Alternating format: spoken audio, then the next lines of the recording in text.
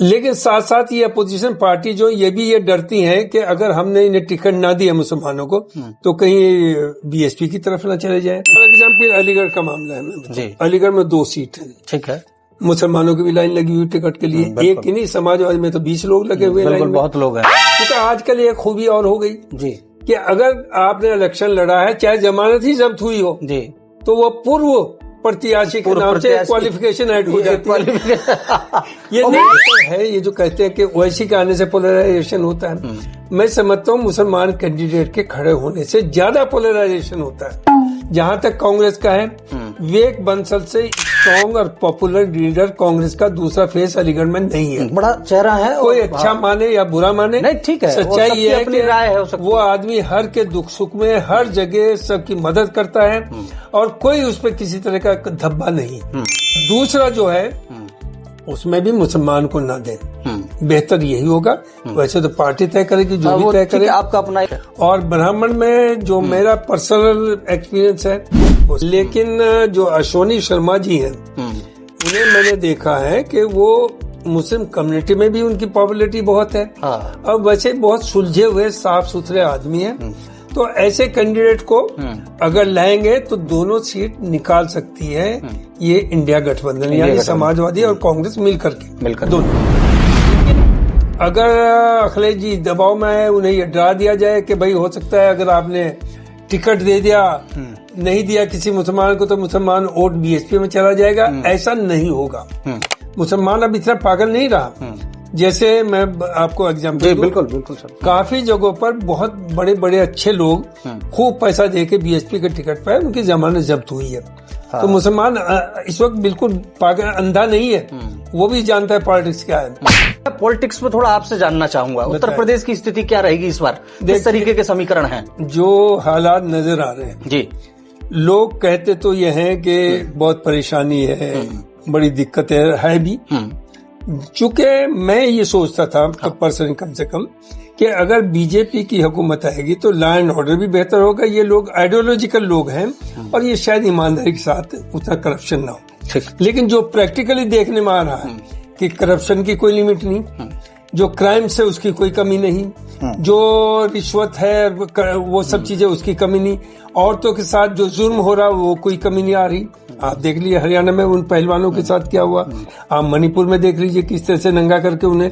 तो हम ये लगता है सर इतना स्वतंत्र रूप से बोल देते हैं आप, इतने सारे व्यापारी मतलब कभी फेस किया है कुछ, मतलब बोल दिया और फिर चुनौती हुई? बहुत लोग डराते भी हैं। अच्छा, डराते हैं, डरने की जरूरत ही नहीं, आपकी कॉन्शियस क्लियर होनी चाहिए। हम ना तो किसी के दलाल हैं, ना किसी से पैसा लेके बोलते हैं, ना हमें कोई खतरा है। दोस्तों नमस्कार, मैं आप सभी का स्वागत करता हूं। मैं हूं विशाल आनंद। आज हमारे साथ में प्रोफेसर समीम अहमद साहब मौजूद हैं। बहुत बड़ी शख्सियत है साहब, आप राजनीतिक विशेषज्ञ हैं और तमाम सामाजिक मुद्दों पर अपनी राय रखते हुए नजर आते हैं, खुल करके बोलते हैं। भारतीय जनता पार्टी की नेत्री का इंटरव्यू कर रहा था साहब जी, उन्होंने कहा ऐसा लगता है कि हिंदुस्तान पाकिस्तान के बॉर्डर पे खड़े हैं। जब इधर से कोई खड़ा होगा तो कोई मुस्लिम कैंडिडेट होगा और आपके उधर से कोई खड़ा होगा तो कोई हिंदू होगा। हम इस मानसिकता से कभी उभर पाएंगे सर? क्या मतलब हम विकासमुखी राजनीति नहीं कर सकते क्या? एक्चुअली मैं जो फील करता हूँ जी, जो ये शो का जहाँ तक मुस्लिम्स का रोल है इस इलेक्शन में, ये जिस भी पार्टी चाहे बीएसपी से हो या समाजवादी से हो या किसी और रीजनल पार्टी से खड़े होते हैं, तो ये तो रिप्रेजेंटेटिव उस पार्टी के हैं और वो अपने को सेकुलर कहती हैं। सेकुलर बोलते हैं। तो टिकट देते हुए ये सोचना नहीं चाहिए इन पार्टीज को कि हम ये मुसलमान है या हिंदू है, उन्हें अच्छे कैंडिडेट को दें। और जो मौजूदा हालात हैं उसमें मैं ये कहता हूँ, हालांकि मेरे बहुत से दोस्त हैं जो टिकट की कोशिश में हैं और उसे शायद अच्छा भी नहीं लगता कि जब आए एक तरफ तो मुसलमान खासतौर से ये है कि हम इन कम्युनल फोर्सेस से बीजेपी की हुकूमत में हम परेशान हैं, तो भाई कुछ अगर परेशान हो तो कुछ सेक्रीफाइस करिए। लेकिन साथ साथ ये अपोजिशन पार्टी जो ये डरती हैं कि अगर हमने इन्हें टिकट ना दिया मुसलमानों को तो कहीं बीएसपी की तरफ ना चले जाए, अपना आपस में ये ऐसे ना हो जाए। तो मेरी अपनी सोच ये है कि अगर वाकई ये अपोजिशन बहुत ऑनेस्ट है और सिंसियर है और मुस्लिम वोटर्स भी, लीडर्स जो सो कॉल्ड सेकुलर पार्टीज के, वो सिंसियर ऑनेस्ट हैं और वो चाहते हैं कि माहौल अच्छा हो जो वो कहते हैं कि भाई माहौल बहुत खराब है, उसे सुधारने की जरूरत है जी। तो मुस्लिम कम से कम लोग इलेक्शन में पार्टिसिपेट करें। अगर 50 सीट अलग पिछले इलेक्शन में मान लिया अगर 20 कैंडिडेट जीते थे मुसलमान, ठीक है, तो उसमें सर्टेनली जब टिकट होता है तो 5-7 की तो परफॉर्मेंस पर नहीं दिया जाता, अब रहे 15। तो आप चलिए जो जीते हुए थे, जहां आगे उनकी उम्मीद है कि वो जीत निकाल लेंगे, उन्हें भले ही दे दीजिए, लेकिन नए लोगों को ना दे तो बेहतर है। फॉर एग्जाम्पल अलीगढ़ का मामला है, अलीगढ़ में 2 सीट है, ठीक है, मुसलमानों की भी लाइन लगी हुई टिकट के लिए, एक ही नहीं, समाजवादी में तो 20 लोग लगे हुए लाइन में, बहुत लोग हैं, संख्या अच्छी खासी है। और चूंकि दलाल भी हर कौम में है, बीएसपी को सब जानते हुए कि मायावती जब भी इलेक्शन होता है रिजल्ट आते हैं, 22 में 1 सीट आई थी, 24 में 0 पे रही, 0 थी बिल्कुल। और इलेक्शन के बाद खूबी की बात ये देखिए कि वैसे तो मुसलमानों का रिप्रेजेंटेशन सब जगह बाय एंड लार्ज 2-3% है, लेकिन टिकट देती है वो 25% को। आपके 26 टिकट दिए मेंबर पार्लियामेंट, 20 या 26-25 के बीच में दिए, समथिंग आंकड़े होंगे। ऐसे ही उन्होंने असेंबली के इलेक्शन में 100 से ज्यादा टिकट मुसलमानों को दिए, 403 सीट्स में से। क्या मतलब है? तो हो ये रहा है कि उनका काम है कि जो दमदार पैसे वाला मुसलमान है उससे पैसा लो, उसे वैसे बर्बाद करिए फाइनेंशियली, और चूंकि पैसा जो 5, 4, 10 करोड़ दे रहा है तो वो दमदार है, कुछ लोग भी उसके साथ हैं, तो वोट भी अच्छे काटेगा। तो डबल तलवार उसकी चलती है कि मुसलमानों से फाइनेंशियली भी वीक करिए, इनके वोट को बर्बाद करिए, और फिर बीजेपी से भी पैसा आता है कि साहब हम देखें, हम आपके कैंडिडेट को जितवाएंगे। तो रिजल्ट तो आपके सामने है कि 2024 में 0, 2002 में 1।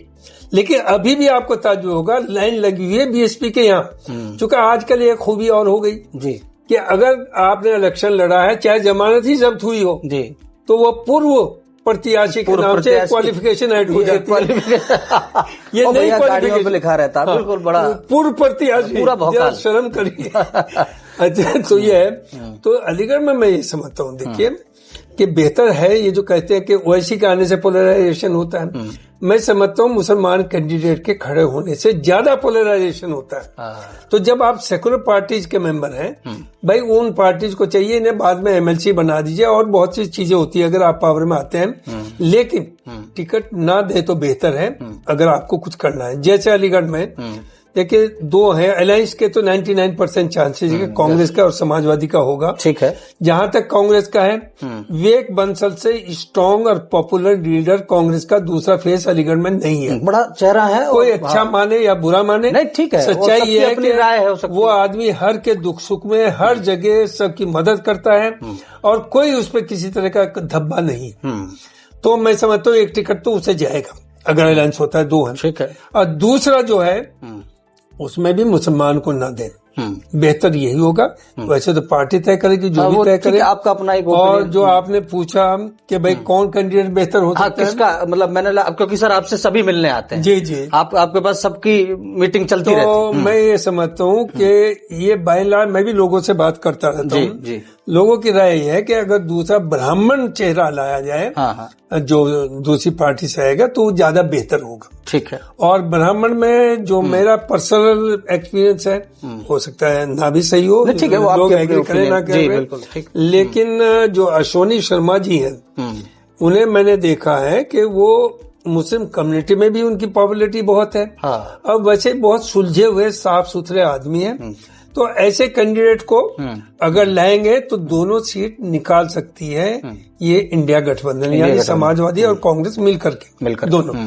लेकिन अगर अखिलेश जी दबाव में आए, उन्हें ये डरा दिया जाए कि भाई हो सकता है अगर आपने टिकट दे दिया, नहीं दिया किसी मुसलमान को, तो मुसलमान वोट बीएसपी में चला जाएगा, ऐसा नहीं होगा।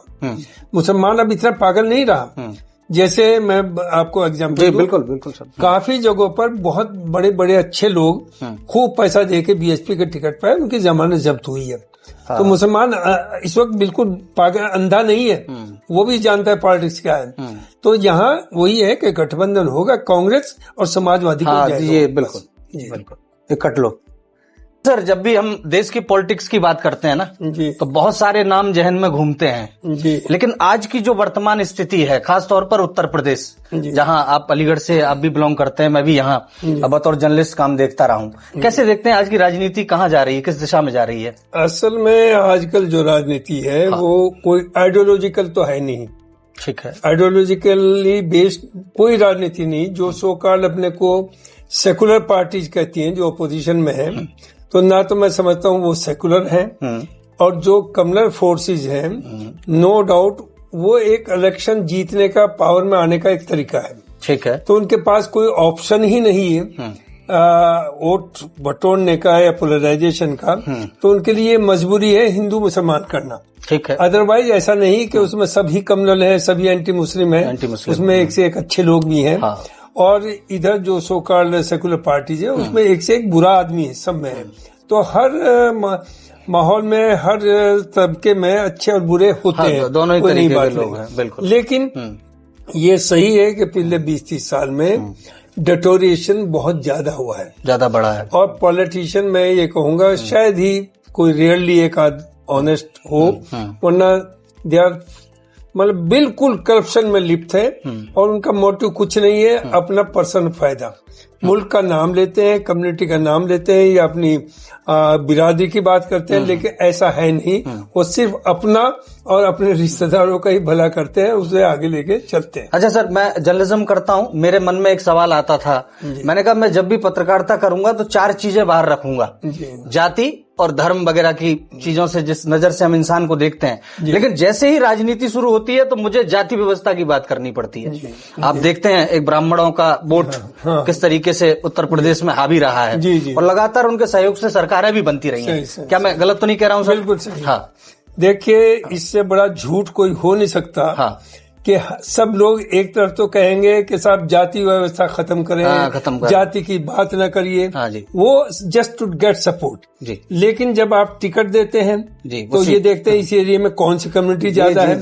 जब आप देते हैं ये देखते हैं कौन सी बिरादरी का ज्यादा वो है, चाहे वो बीजेपी हो इसमें, चाहे उसमें कांग्रेस हो, चाहे समाजवादी हो, सबका मामला वही है, सबका वही है कि ये बहुत बड़ा झूठ है कि जातिवाद नहीं है, जातिवाद नहीं होना चाहिए। सभी जातिवाद को प्रैक्टिस कर रहे हैं, और जातिवाद ही पे बेस्ड है पूरी पॉलिटिक्स आपकी।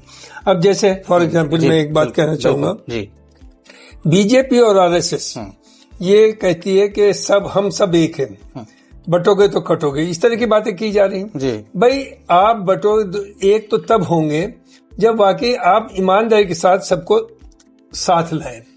आपकी जो वर्ण व्यवस्था है, आपकी जो मनुस्मृति है, उसमें जिस तरह से वर्गीकरण किया है कि पैदा होते ही बच्चे लोगों को 3 हिस्सों में आपने बांट दिया। आपने ब्राह्मण यहाँ से पैदा होता है, क्षत्रिय यहाँ से पैदा होता है जिसका काम है साहब बॉर्डर पे काम करना, वैश्य यहाँ से पैदा होता है जिसका काम है बिजनेस और पैसा कमाना, ठीक है, और बाकी घुटनों से नीचे जिनका काम है वो शूद्र है सफाई करना, ठीक है, और उसकी वो भी नहीं मांगना वसूल उनसे जो अपने उन मजदूरी है। तो अब आप एक तरफ तो उसे प्रैक्टिस कर रहे हैं, ठीक है, और एक तरफ कहते हैं कि बटोगे तो कटोगे, आप तो बटे हुए ऑलरेडी है जी। तो ये धोखा है। आप ईमानदारी के साथ अगर वो चाहते हैं तो दलितों में एक तो ये नाम ही हटा दीजिए, और शादी है, ब्याह है, खाना है, आना जाना सब साथ करना चाहिए। मैं अपना बता दूं जी, बिल्कुल, मेरे यहाँ कभी कभी दलित आते हैं, खासतौर से बामसेब के लोग, मैं एक ही प्लेट में उनके साथ खाता हूँ, और वो दे आर रियली शॉक्ड, ये कहिए सरप्राइज कि सर ये तो आपके यहाँ अजीब है। मगर नहीं, इंसान भगवान ने सबको बराबर पैदा किया, काम दुनिया में आके वो अलग अलग करता है, उसकी वजह से थोड़ा बहुत फर्क है, लेकिन वो भी नहीं होना चाहिए।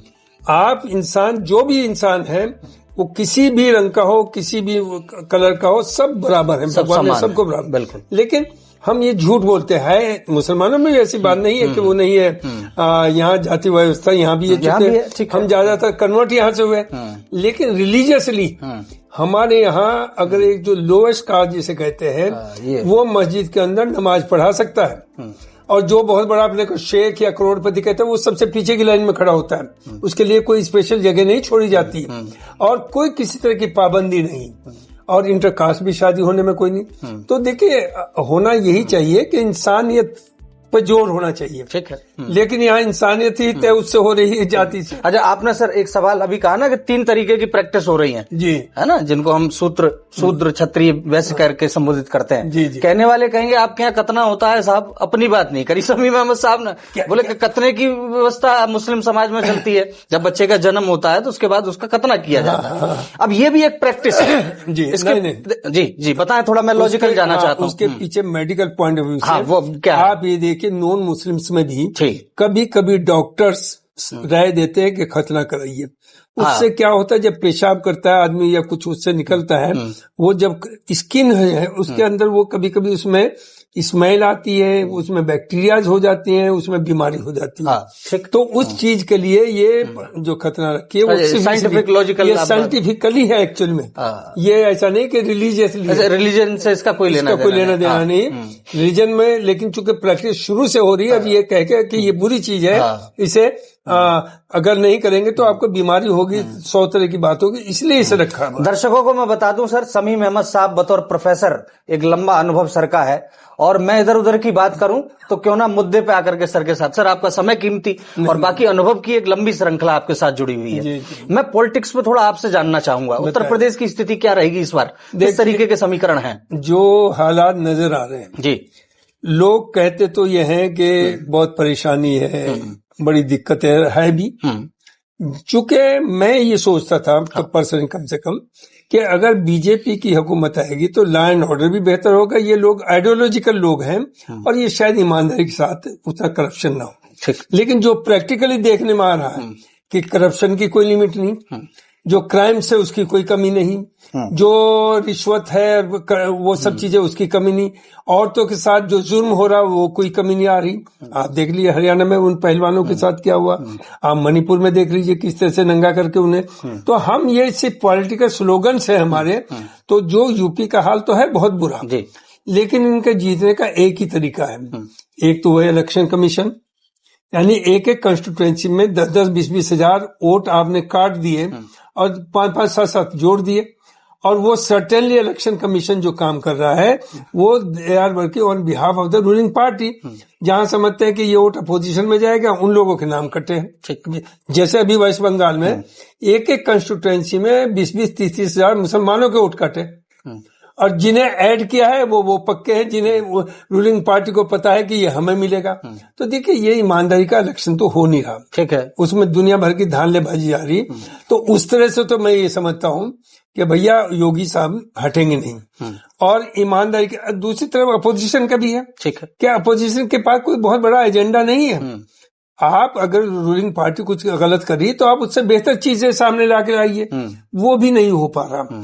और जो ये सोकॉल्ड इंडिया गठबंधन है ये अपॉर्चुनिस्टिक अलायंस है, दिल से ये अलायंस है ही नहीं, मैं आपसे बता दूं। अच्छा, सब अपनी लाइन पर चल रहे हैं, एक दूसरे से फायदा तो उठाने को तैयार है लेकिन उसे फायदा देने को तैयार नहीं। अच्छा, ये जैसे राहुल गांधी की जो पदयात्रा हुई थी, उसके बाद चोरी आता, उसके बाद जो है जो अच्छे लोग हैं मुसलमान मेजोरिटी, और ऐसा नहीं कि हिंदू में सभी बीजेपी की तो हार्डली 30% होंगे, 70% हिंदू बीजेपी के साथ नहीं, वोट भले ही वो दे दे, वो कमिटेड नहीं है।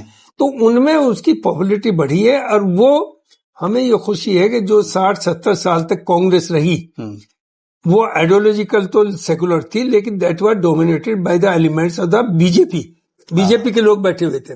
और वही आपने देखा 50-60 में जितने बीजेपी में बड़े बड़े लीडर सब कांग्रेस ही से गए हैं, तो it was controlled by the Congress, by the BJP. तो अब राहुल गांधी ने जो एक्चुअली में कांग्रेस होनी चाहिए थी 47 से आजादी से पहले वो उसे रेस्टोर करने की वो कोशिश कर रहे हैं और मेहनत कर रहा है, ठीक है। तो लेकिन उसमें टाइम लगेगा, और वो टू बी वेरी फेयर अकेला है, उसके साथ बहुत ज्यादा लोग कमिटेड लोग नहीं है। अपॉर्चुनिस्ट तो लग जाते हैं साथ कि भाई ये पावर में आएगा तो हमें फायदा उठाना है। तो दीज आर द थिंग्स। तो ये जो इंडिया गठबंधन है ये आइडियोलॉजिकली एक नहीं है, और इनमें अंदर दूसरी बात में आपसे जी बिल्कुल मैं चाहता हूं सर, आप जैसे यूपी है जी, या आपका इवन तेलंगाना है, या आप आंध्रा लीजिए या जहां भी लीजिए, जो भी अपोजिशन में इस वक्त है इंडिया गठबंधन में, वो सब लोग वो हैं जो कांग्रेसी में पहले थे, हाँ, तो उन्हें मुश्किल ये कि अगर अलायंस करें और कांग्रेस स्ट्रांग होती है तो वो ये समझते हैं ये हमारी कॉस्ट पे हो रही है। ये वो बीजेपी का आउट नहीं आ रहा उस पे, कांग्रेस पे, वो तो ये जो रीजनल पार्टीज हैं इन्हीं का आउट खिसक रहा है। तो उन्हें ये, टू बी वेरी फेयर, मुझे ये कहने में शर्म नहीं आएगी कि जो यूपी में जो पार्टीज हैं अपोजिशन पार्टी, वो प्रीफर करती हैं कि भले ही बीजेपी आ जाए, कांग्रेस ना पावर में आए। अच्छा, ये पीछे चलता है। जी जी जी, क्योंकि कांग्रेस अगर पावर में आई तो ये जीरो हो जाएंगे। They think they will be at the cost of opposition, जो रीजनल पार्टीज है। तो रीजनल पार्टीज को डर यह है कि हम जो आए हैं हम तो कांग्रेस ही के ओरिजिनल। ये बात बिल्कुल मैं आपसे कनेक्ट हो रहा हूँ, क्योंकि वो अपना क्षेत्रीय वर्चस्व नहीं खत्म करना चाहते। हाँ, कंबाइंड जुड़ करके इलेक्शन लड़ेंगे। कांग्रेस से जो इस वक्त जो देखने में आया 22-20 के बाद कि कांग्रेस से फायदा तो उठाना चाहते हैं अलायंस करके, लेकिन कांग्रेस को देने को तैयार नहीं। 25 करोड़ मुसलमान को अगर आप चाहें आइसोलेट कर देंगे, फॉरगेट इट। जहां तक लिंचिंग विंचिंग कितने मार लेंगे आप? 10 लाख, लेकिन 10 लाख मारने में पूरा मुल्क बर्बाद हो जाएगा। तो हम तो मुल्क में पीस रहनी जरूरी है, तरक्की के लिए जरूरी है, डेवलपमेंट के लिए जरूरी है, स्मूथ रनिंग। तो भाईचारा खत्म करके नहीं चलेगा।